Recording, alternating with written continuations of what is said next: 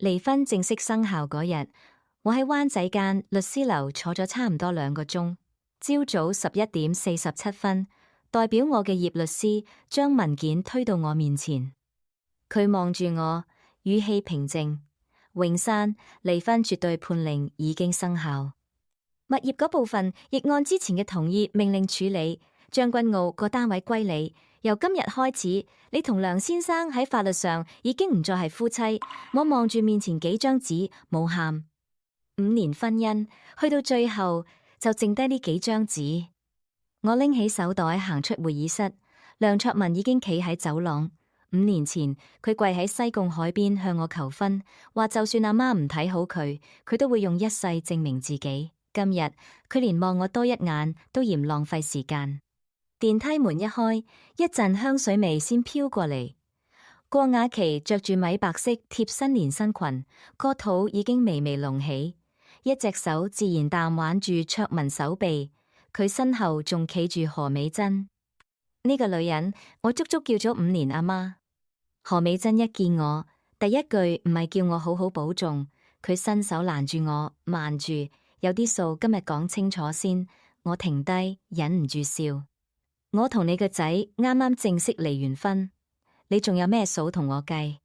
佢攤開隻手，語氣理直氣壯：你阿媽5年前出事，私家醫院要按金，卓文即刻拎咗18萬出嚟。呢筆錢你唔係想辦唔記得啊？我望咗卓文一眼，佢冇出聲，即係由得佢阿媽講。5年前阿媽喺大埔遇交通意外，要入私家醫院做手術。嗰18萬的確係卓文主動墊資，亦正正因為嗰件事，阿媽先覺得佢肯喺緊要關頭幫手，最後點頭俾我嫁佢。但半年之後，我已經一筆過將18萬轉返俾卓文，銀行記錄到今日都仲喺度。我真係估唔到5年後何美珍竟然可以當冇發生過。我望住佢，筆錢我一早還咗。何美珍把聲即刻高咗：你話還就還啊！仲有間屋，嗰層樓本來係卓文俾首期，你憑咩成層攞走？雅琪而家有咗良家骨肉，間屋第時係要留俾我個孫噶。郭雅琪摸摸個肚，扮晒體貼，伯母算啦。詠珊今日心情唔好，你唔好激親佢。嗰副善解人意嘅樣，我睇到胃都縮埋。3年前我第一次小產，嗰時13個星期，嗰晚我喺瑪麗醫院急症室流血，成張床單都染紅晒。我打極卓文，電話都冇人聽。第2朝我先知道佢同郭雅琪去咗馬爾代夫。卓文返香港之後同我講，佢係去見客，我信過。直到後來，我喺信用卡月結單見到一間度假酒店嘅生日晚餐，嗰日正正係郭雅琪生日。第2次懷孕之後，我已經盡量少返公司，留喺屋企休息。點知郭雅琪竟然拎住一盒補品上門，佢當住我面問卓文：上次喺東京嗰晚，你條頸仲痛唔痛啊？我當場成塊面白晒。何美珍唔單止冇叫佢走，仲鬧我大肚婆脾氣臭，叫我唔好喺客人面前失禮。我想行前一步問清楚，何美珍伸手推開我失平衡，成個人撞落櫃邊，嗰胎最後亦都保唔住。醫生同我講得好清楚，早期流產可以有好多原因，冇辦法單憑一下碰撞就認定係邊一件事造成。我冇屈任何人，但係我永遠記得，我做完手術返屋企嗰日，何美珍嫌我自費請陪診員同鐘點家務助理太浪費，擅自叫人第2日唔使再嚟。我身體仲未恢復，連落樓買碗粥都要自己去。佢甚至將我張覆診紙撕爛。佢話女人連個胎都保唔住，仲睇咁多醫生做乜？嘥錢。而梁卓文就坐喺飯台另一邊，由頭到尾一句都冇幫我講過。今日同一個女人又企喺我面前，嫌我離婚攞得太多。何美珍指住我：許詠珊，大家好來好去，你簽份補充文件，放棄公司嗰12%股份，再配合處理間屋，我就唔再同你追嗰18萬。我望住佢，幾乎以為自己聽錯。盛卓貿易12%股份，係我婚後第2年造成2個大客，董事會正式批俾我嘅股權。5年嚟，內地、越南、新加坡嘅供應商係我一間一間跑，香港幾個大客係我一張單一張單傾返嚟。有一年公司現金流差啲斷，我連續3晚留喺觀塘寫字樓，逐張單逐筆數咁對，最後單係運費、倉租同重複入賬，就俾我執返100幾萬。到今日，佢哋竟然叫我全部放低，我冇理何美珍，只係望住卓文，你都係呢個意思。佢終於肯正眼望我，詠珊簽啦，大家已經離婚。你仲揸住公司股份，將來董事會見面，大家都尷尬。我問邊個尷尬？佢皺起眉，我唔想再同你嗌。雅琪之後會入公司幫我，海外業務亦會交俾佢。你又唔熟投資，留住啲股份有咩意思？原來如此，離婚判令先啱啱生效，連我以前個位都已經有人等住坐。我正想開口，手機響，來電顯示得2個字。阿媽，我行去窗邊接聽，阿媽第一句就問：搞掂未？我答：11:47正式生效。電話另一邊靜咗1秒，之後阿媽只係講：好，你而家唔使再同梁家啲人拗。翻盛卓，我望一眼手機，11:55，啱啱8分鐘。阿媽再講：我啲律師已經到咗。我握住電話，隻手不自覺收緊。下一句，我成個人定喺窗邊。阿媽話：詠珊，5年前嗰份股權保障協議今日正式啟動。我細細個已經知道，我阿媽許麗嫦唔係一個容易俾人呃嘅女人。佢後生嗰陣由替廠家揾海外客開始做起，之後自己開進出口公司。我10歲嗰年，佢已經成日拖住2個行李箱周圍飛。但梁卓文一直以為阿媽半年前已經冇晒身家，因為半年前阿媽突然話心臟有問題，佢結束原本公司嘅營運，搬離何文田，住入一個細好多嘅單位。有次卓文問我：你阿媽以前啲錢呢？我照阿媽教我嘅講，做生意蝕咗好多，剩低嗰啲要留返睇醫生同養老。自嗰日起，何美珍對我嘅態度即刻唔同晒。以前每逢過節，佢仲識問一句：親家母幾時得閒出嚟食飯啊？後來佢直情當我阿媽透明。有一晚，何美珍以為我已經入房，我親耳聽到佢同卓文講：你外母而家都冇錢啦，你仲使乜就住詠珊？雅琪識咁多有錢人，又話喺新加坡金融公司做過，點都醒目過佢啦。嗰一刻，我先真正明白阿媽點解要俾梁家以為自己破咗產。電話入面，阿媽叫我打開電郵，附件第1頁，我一眼就認得自己5年前嘅簽名。婚前，阿媽的確叫我同卓文簽過一大沓文件，嗰時我仲嫌佢太緊張，阿媽只係同我講過一句：我唔阻你嫁人。但係感情仲感情，生意一定要計清楚。直到今日，我先真正明白嗰疊文件有咩用。當年盛卓仲只係一間得10幾個人嘅小公司，卓文有客路，有諗法，但冇足夠資金。阿媽透過自己嘅投資公司注資680萬，換取34%權益。當時卓文話：如果外母直接做公司大股東，俾人睇落好似食軟飯。最後經雙方律師處理，嗰批股份暫時登記喺卓文名下，但同時有相應嘅股份押記、回購安排同授權文件。當年我唔識，亦冇心機睇，但卓文自己有律師，每一頁佢都簽過。最重要嘅並唔係佢有冇第2個女人，真正可以令相關保障條款啟動嘅係公司啲錢。如果卓文利用公司資金向冇披露關係嘅人輸送利益、做假交易，或者嚴重違反自己對公司嘅責任，投資方就可以按協議處理嗰批受押嘅股份。婚姻出現嚴重問題，只係阿媽當年要求寫入嘅風險通知條件之一。真正致命嘅係卓文自己亂動公司盤數。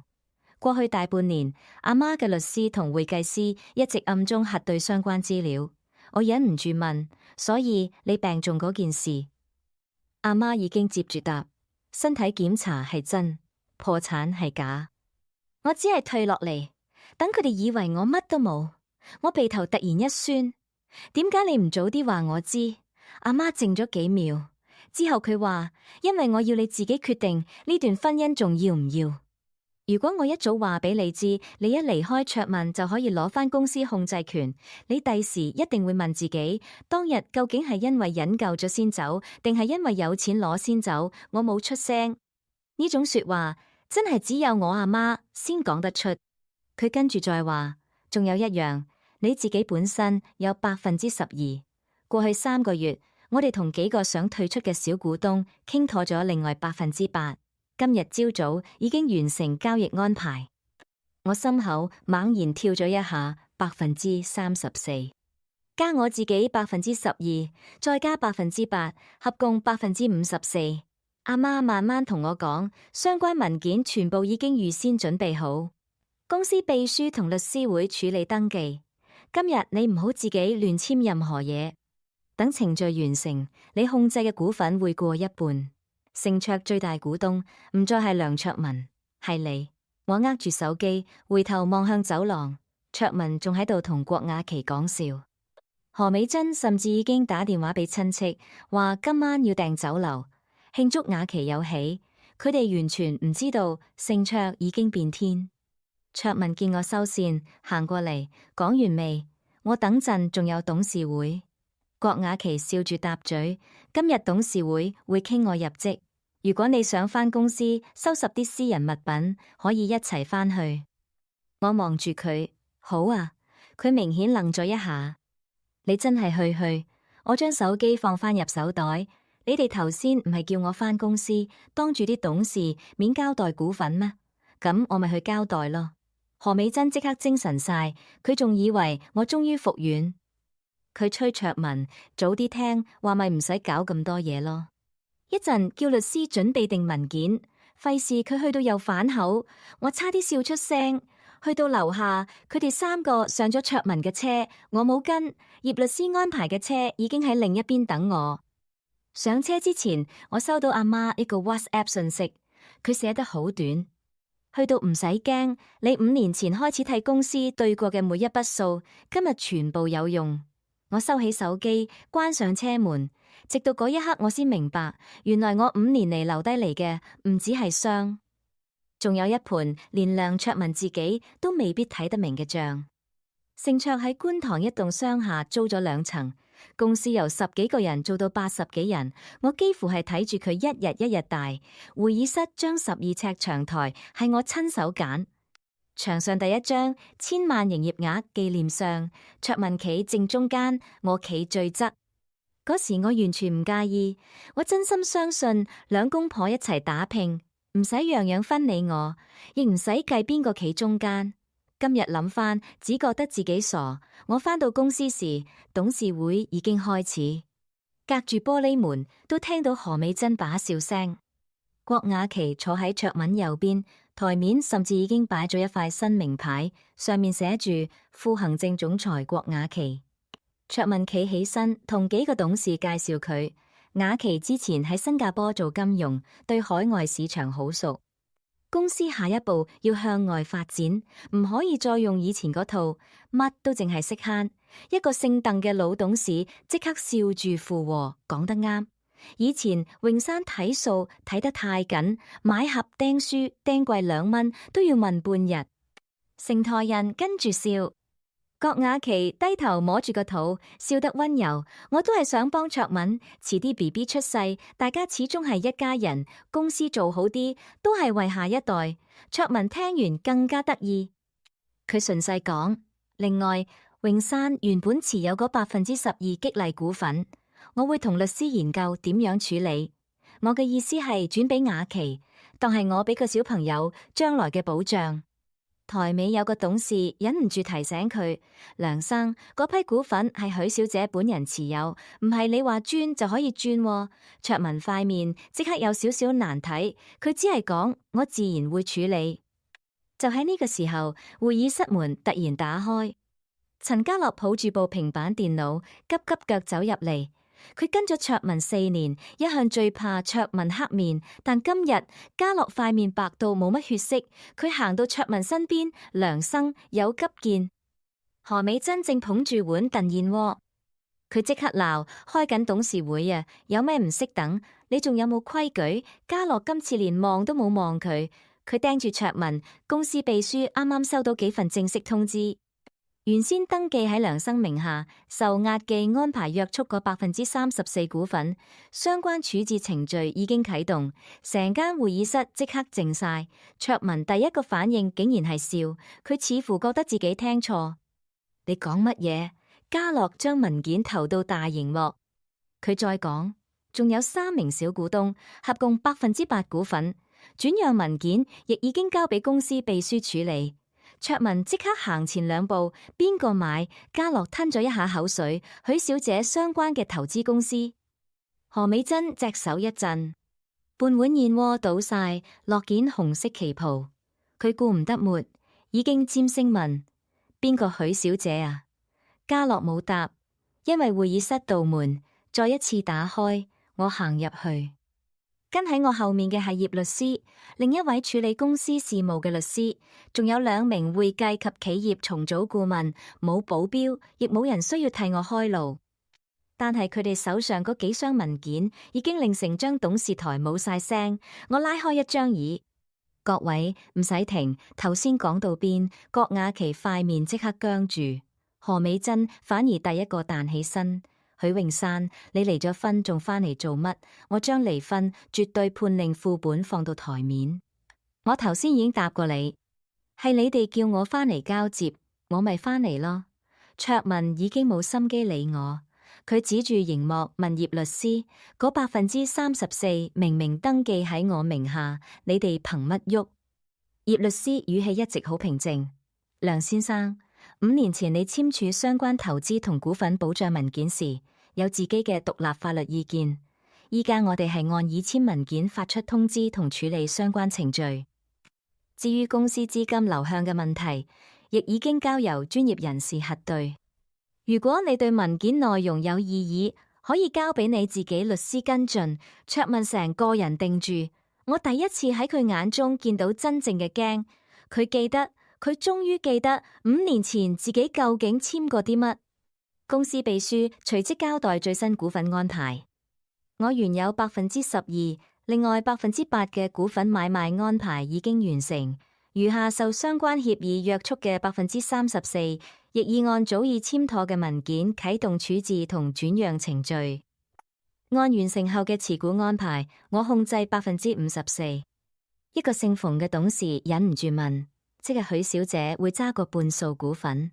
我望住佢，係。我將早已準備好嘅書面決議放到台中央，所以今日唔係郭小姐嘅上任大會。我望住郭雅琪，第一，我反對佢出任公司任何管理職位。跟住我轉向梁卓文，第二，公司已經發現多宗未披露關聯交易同不尋常付款。喺相關賬目查清楚之前，我要求董事會即時暫停梁卓文行政總裁職務，停止佢操作公司網銀、簽支票同批核付款嘅權限。卓文一掌拍落張台，許永山，你玩我？我望住佢，未，而家先開始。我向身邊嘅會計師點點頭，佢打開文件箱，最上面嗰份係一份368萬款項流向對照表，其中一部分資金去向正正牽涉大坑一個新樓盤。而嗰個單位嘅買家資料同郭雅琪有關。郭雅琪望到個地址，塊面一下變晒，原本一直護住個肚嗰隻手慢慢垂咗落嚟。大坑嗰個地址我一早見過。2年前，卓文同我講公司周轉緊，要我暫停分紅。同一個月，盛卓支付咗第一筆92萬嘅海外市場顧問費。收錢嗰間顧問公司註冊唔夠3個月，登記地址只係一間公司秘書服務商。但係之後1年半，盛卓前前後後向佢支付超過400萬。最初我問過卓文，佢即刻黑面，佢話做生意唔係樣樣都可以俾你知，你管好營運得唔得？財務同海外投資唔使你理，我冇再同佢拗。但所有經我手見過嘅公司文件，我都按公司程序做好電子存檔。唔係因為我一早諗住有日要報復佢，只係因為我做嘢一向係咁，一賬單差幾十蚊，我都會追到清楚為止。後來我慢慢發現，所謂海外顧問從來交唔出完整嘅工作報告，部分發票上嘅日期，甚至早過嗰間公司正式成立嘅日子，仲有幾筆錢先由盛卓付俾顧問公司，再轉去另一間有關聯嘅公司。單靠公司內部資料，我當時當然唔知道最後去咗邊。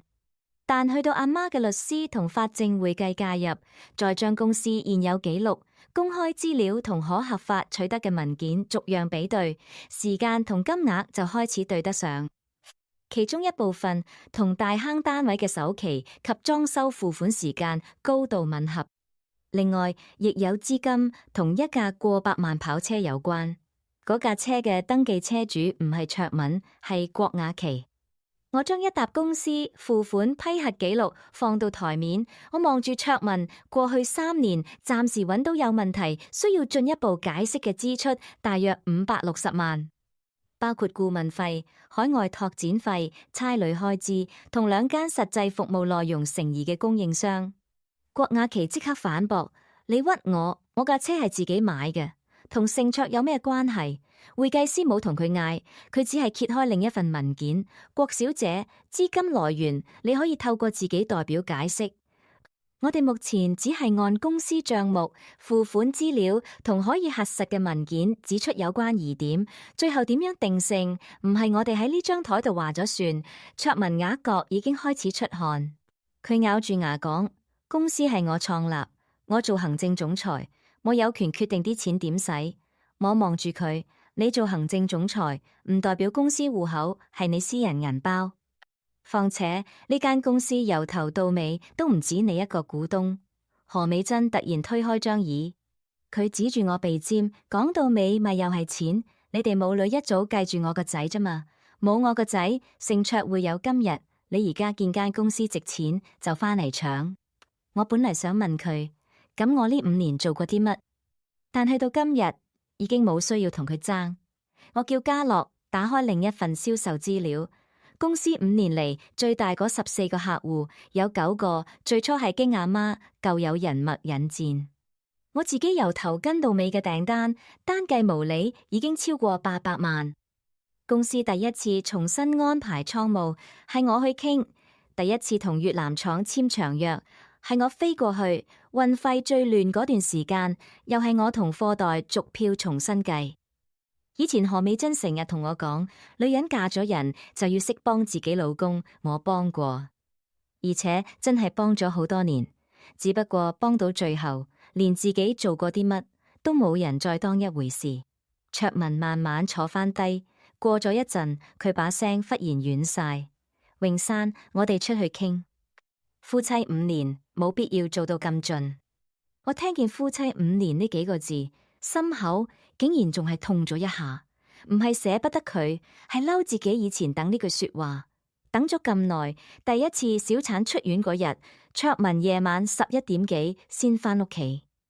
我問佢點解唔聽電話，佢除低手錶，只係話有客喺外地，我走唔開。後來我先知道，嗰晚佢陪郭雅琪食生日飯，第2次失去個胎，我成晚瞓唔着。出院後，我身體虛弱，原本自費請咗幾日陪診員同鐘點家務助理。何美珍嫌貴，自己叫人唔使再嚟，我連煲餐粥俾自己食都冇力。卓文知道之後，只講過一句：阿媽慳慣，你遷就下佢啦。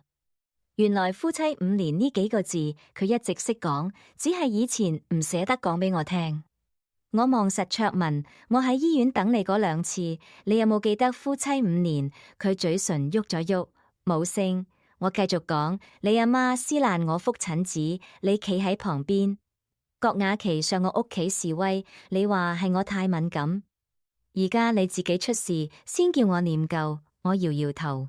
遲咗，何美珍突然衝過嚟，伸手想搶我面前嗰疊文件。葉律師身邊嘅同事即刻將文件收走，我冇碰佢，只叫接待處通知大廈保安上嚟。何美珍一聽到保安兩個字，索性坐落地，佢一邊拍住大作，一邊嗌大家嚟睇下啦，做新抱做到離婚，轉個頭就返嚟搶家婆身家呀！以前只要佢一喊一鬧，卓文就會叫我讓。今日成台董事冇一個人幫佢講說話，因為台面嗰500幾萬移民，人人都睇到。就喺呢個時候，陳家樂手機響，佢行出去聽咗一陣，返入嚟嗰時，佢第一眼就望向卓文。梁生，警方到咗。卓文猛然抬頭，我冇再出聲，因為早喺2星期前，我同阿媽嘅律師整理好第一批會計資料之後，已經正式報案，警方一直有跟進。今日佢哋上嚟要見嘅，亦唔止梁卓文一個。郭雅琪似乎終於明白發生咩事，佢一把捉起手袋，轉身就向門口行。郭雅琪行到門口，自己停咗落嚟，唔係保安拉住佢，係因為2名便裝警員同1名制服警員正由接待處行過嚟。其中1名警員先出示證件，再確認梁卓文同郭雅琪身份。警員語氣平靜：梁先生、郭小姐，我哋而家調查一宗涉嫌利用虛假交易轉移公司款項嘅案件。根據目前資料，依家需要拘捕你哋返警署作進一步調查。你哋可以聯絡自己嘅律師。卓文塊面一下灰晒，佢第一句就係：我要揾我律師。警員點頭，可以，相關安排會按程序處理。郭雅琪突然攬住個肚，佢把聲一下尖起：我有咗㗎，我係孕婦，你哋唔可以亂嚟。警員望住佢：如果你身體有任何不適，講俾我哋知，我哋會安排醫療協助。郭雅琪張開口，最後冇再講落去。由頭到尾，警方都冇因為我係大股東就聽我指揮。呢單案更加唔係我打一個電話就可以叫人上門拉走邊個。早喺警方接到第一批資料之後，已經向公司了解過付款流程，亦接觸過部分職員。公司可以做嘅只係保存資料，同警方需要時配合。點樣查？查到邊？最後有冇足夠證據採取進一步行動？全部唔到我話事。卓文忽然轉過頭，佢望住我，眼神完全變晒。榮山，間公司你要就俾你，層樓你都攞咗，大家5年夫妻，你可唔可以唔好再搞？我望住佢，唔好再搞。500幾萬係公司嘅錢，唔係你同我2公婆關埋房門話算數就算數嘅家用。你叫我點樣唔搞？佢仲想講，警員已經請佢跟住行。嗰日梁卓文同郭雅琪被帶返警署。警方按程序錄口供同作進一步調查，2人其後獲准保釋候查，並需要按指定日期再返警署報到。件事遠遠未完，反而係由嗰日開始先真正入正題。3日後，我正式返盛卓主持管理層會議。第一件事唔係換招牌，更加唔係急住將梁卓文啲人全部踢走。我先停晒所有疑問嘅付款，再叫財務逐間供應商核對合約、工作記錄同發票。第二件事就係請獨立法證會計團隊重新查過去3年賬目。去到第6日，查到郭雅琪一個親戚，其中一間收取市場顧問費嘅公司幕後實際控制人同郭雅琪有親屬關係。呢個資料一出，原本話自己只係收卓文送禮物嘅郭雅琪解釋就越嚟越多。再過2日，葉律師通知我，有個男人主動揾佢，嗰個男人叫鍾浩然，30出頭，做活動製作。我第一次見佢係喺律師樓細會議室，佢坐低之後，第一句就問郭雅琪係咪一直同梁卓文講個 BB 係梁卓文嘅。我冇答，葉律師亦叫我唔好急住講。鍾浩然自己拎出手機，佢同郭雅琪嘅 WhatsApp 對話好多，單靠幾張截圖當然證明唔到全部事。所以葉律師第一時間提醒佢保留原本手機原始信息同相關記錄，唔好自己亂刪，亦唔好周圍轉發。但係其中幾段語音，我一聽就認得郭雅琪把聲。其中一段，佢對鍾浩賢講：你唔好再搵我啦，卓文而家已經信個 BB 係佢，你再搞事，對大家都冇好處。另一段更加直接。等我拎到公司個位同啲股份先，之後嘅事我自然識處理。鍾浩賢話佢同郭雅琪斷斷續續拍拖接近1年。郭雅琪最初知道自己懷孕，曾經同佢講過個 BB 有可能係佢，但冇幾耐，郭雅琪突然反口，叫佢以後唔好再出現。除咗信息，鍾浩賢亦保留咗兩人見面、酒店消費同部分金錢往來嘅原始記錄。我聽完之後冇即刻下任何結論，我唔係醫生，更加冇可能單靠幾段錄音就知道 BB 親生爸爸究竟係邊個。但至少有一樣已經好清楚，郭雅琪一直掛喺口邊嗰個良家骨肉，根本冇佢講得咁肯定。消息最後點樣傳到卓文耳邊，我唔知道，只知道佢保釋後第2個星期，佢個律師要求同葉律師見面。我冇去。卓文留咗一段錄音俾我，一開頭佢足足靜咗10秒，之後先聽到佢把聲：詠珊，雅琪個 BB 可能根本唔係我嘅。我聽到呢度直接撳停。阿媽坐喺我對面飲茶，佢抬起眼問：唔聽埋？我刪咗段錄音，冇必要。阿媽冇再問，我心裏邊其實好清楚。以前卓文揀郭雅琪根本唔係因為個 BB， 佢同郭雅琪糾纏嗰陣，個 BB 都未出現，佢只係想要一個令自己覺得更新鮮、更風光、帶出去更有面嘅女人。個 BB 只係後來多一個俾佢踩低我嘅理由。今日呢個理由爛咗，唔代表以前發生過嘅事可以當冇發生。當晚我放工落到公司樓下，就見到何美珍。以前每次見我，佢條腰挺到直一直，今日一見我出嚟，成個人即刻撲過嚟。詠珊，我俾人呃㗎。我停低，佢眼濕濕啖捉住我衫袖，係郭雅琪嗰個女人呃我哋。你返嚟啦，我即刻掉晒佢啲嘢，我以後唔會再俾佢入娘家門。我低頭望住佢隻手，然後一隻手指啖拉開。我叫佢何太，佢成個人一震。5年嚟，呢次係我第一次唔再叫佢阿媽。我望住佢，你撕我覆診紙嗰日，郭雅琪仲未有 BB。你話我保唔住個胎，唔配做娘家新抱，亦係你自己把口講。所以唔好到今日先將所有嘢推晒落郭雅琪身上。你自己做過啲乜？我記得何美珍塊面一寸一寸白晒。何美珍真正開始驚係收到律師信嗰日，佢一直以為公司出事最多係卓文做唔返行政總裁。過一排，等件事靜落嚟，始終仲有樓、有錢、有地方住，但係法證會計一路查落去，問題越嚟越多。卓文唔單止涉嫌用公司錢供養郭雅琪，佢自己仲借過幾筆私人貸款，其中一筆何美珍竟然做咗擔保人。點解佢會簽？因為卓文當時同佢講：阿媽，生意周轉啫，簽個名就得，好快還。何美珍連內容都冇睇清楚就簽咗。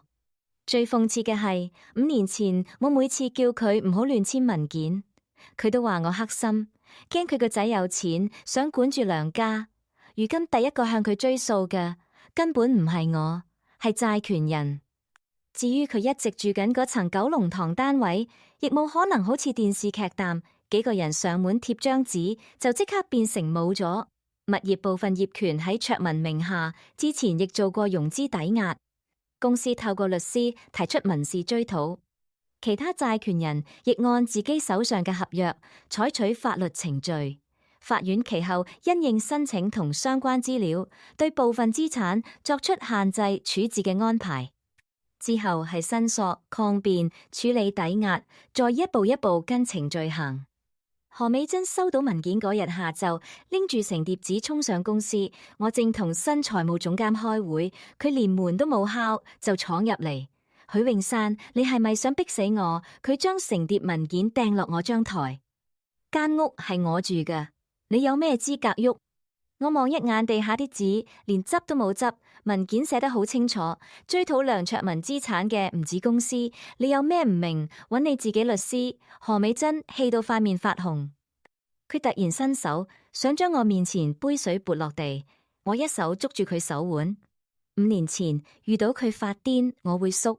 今日冇，佢咬住牙，壓低聲鬧我：你一個落過2次仔嘅女人，搞到自己咁惡，以後邊個男人敢要你？我望住佢，嗰一下，我真係好想一巴掌打落去。5年嚟嘅委屈，一下全部湧返上嚟，我隻手甚至已經抬起，但停咗2秒，我慢慢放低。何美珍以為我驚，佢嘴角啱啱一扯，我已經撳內線叫保安。我望住佢。我今日唔打你，唔係因為我怕你，係因為我唔想為咗你留低一份傷人案嘅口供。你唔值得。保安入嚟請佢離開時，佢一路鬧。我企喺辦公室門口，聽住佢把聲一路遠。突然間，成個人靜晒。原來真正出嗰口氣，未必要靠一巴掌。一個以前可以隨時羞辱你、控制你、逼你讓步嘅人，到今日已經再冇能力左右你。對我嚟講已經夠。公司足足清理咗2個月，我冇一上場就炒晒所有舊人。有啲董事以前成日附和卓文，甚至當面踩過我，但只要工作上冇違規，亦冇參與啲有問題嘅交易，我照樣俾佢哋留低。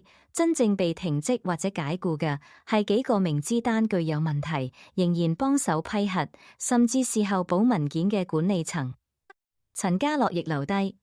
有一日，佢入我辦公室，小心翼翼但問：許總，我以前係梁生助理，你真係唔介意我留低？我笑咗笑。我問佢：你以前係幫公司做嘢，定係幫邊個姓梁嘅做私人嘢？家樂諗咗一陣，幫公司。我點頭，咁咪得。第3個月，股東正式通過公司改名安排，相關手續完成之後，盛卓呢個名成為歷史。公司新名叫遠程貿易集團，遠字係阿媽揀，程字係我揀。我想做嘅其實好簡單，將以前亂咗嘅賬一筆一筆澄清，將公司重新拉返正軌。警方調查亦一直繼續。郭雅琪聲稱所有款項都係卓文安排，佢話自己只係接受男朋友送嘅禮物，唔知道啲錢最後嚟自公司。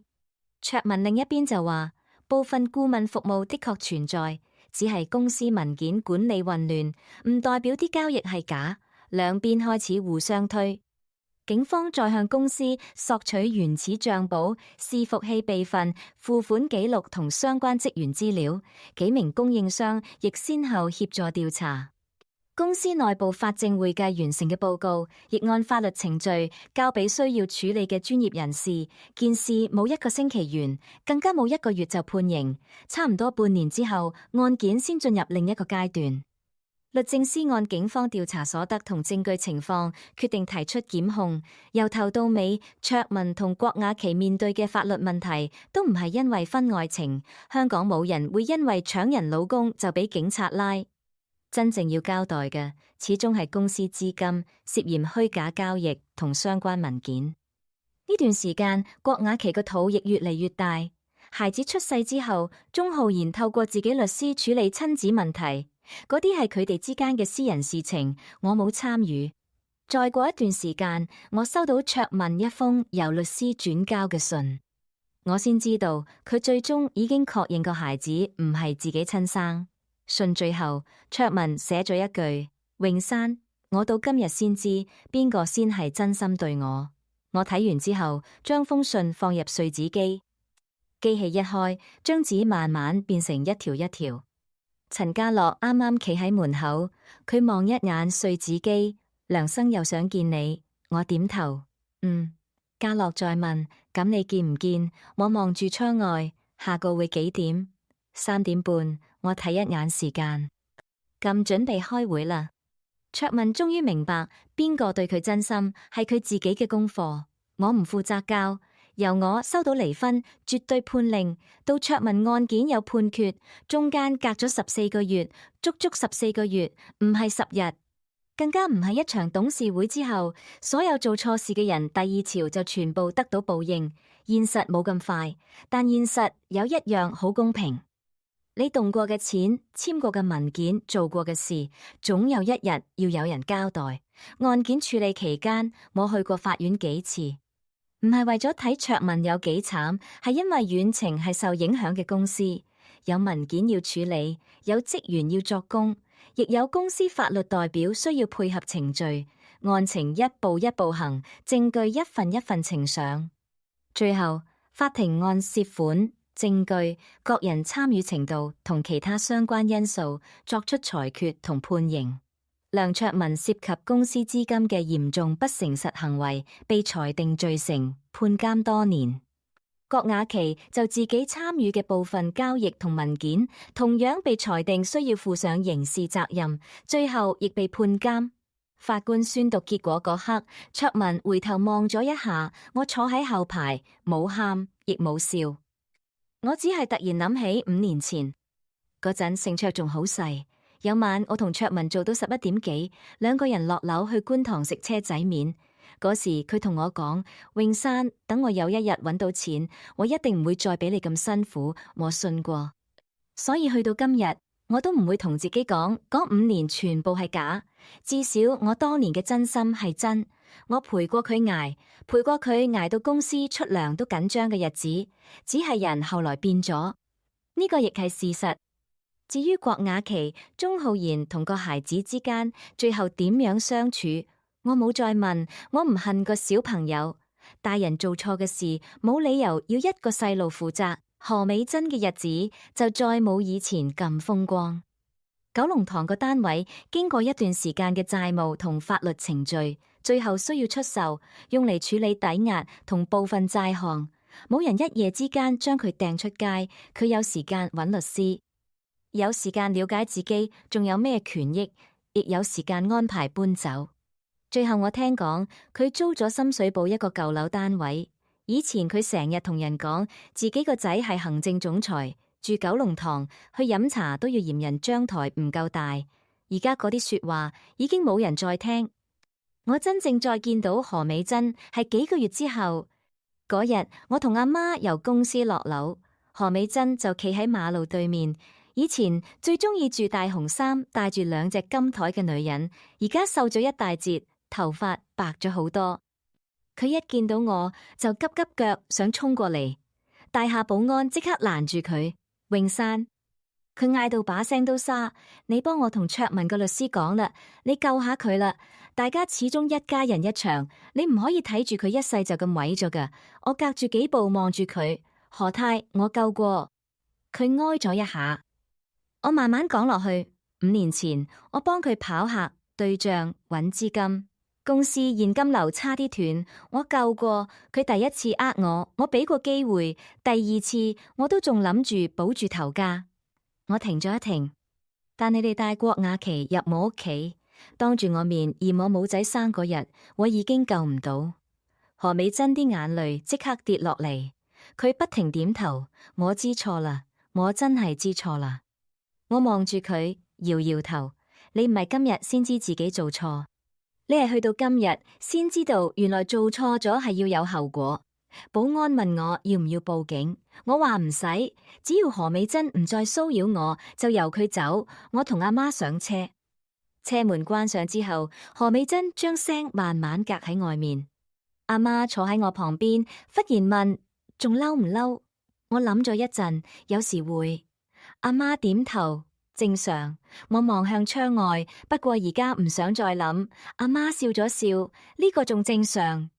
遠程重新整理業務之後，第1年營業額冇突然翻幾倍，甚至因為斬走幾間有問題嘅供應商，頭幾個月生意仲跌過。但係公司啲數清楚咗，現金流慢慢穩定，客戶續約率亦一啲一啲升翻。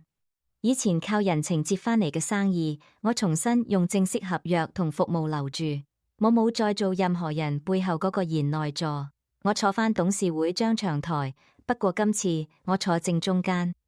我辦公室門口塊牌寫住自己個名，許榮山，董事總經理。